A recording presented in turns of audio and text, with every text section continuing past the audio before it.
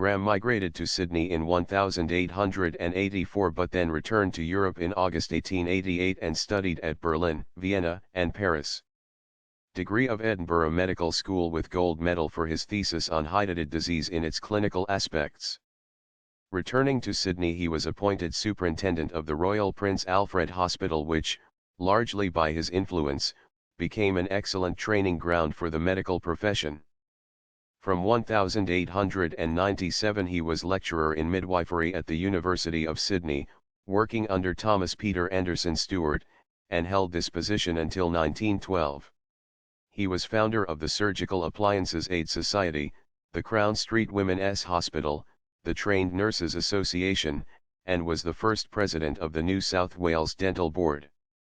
Graham was elected a member of the New South Wales Legislative Assembly for Sydney Belmore in 1894 and held the seat until his defeat in 1901. In 1898 he became a member of the Sydney City Council and took a prominent part in a successful reform movement. His professional knowledge was also of great use during the plague scare in 1900. Graham was mayor of Sydney in 1901 during the visit of the Duke of York and was knighted by him. In 1906 Graham opposed Chris Watson for the federal seat of South Sydney but was defeated. At the 1907 state election, Graham was again elected to the Legislative Assembly, this time for Surrey Hills, but lost his seat at the 1910 election.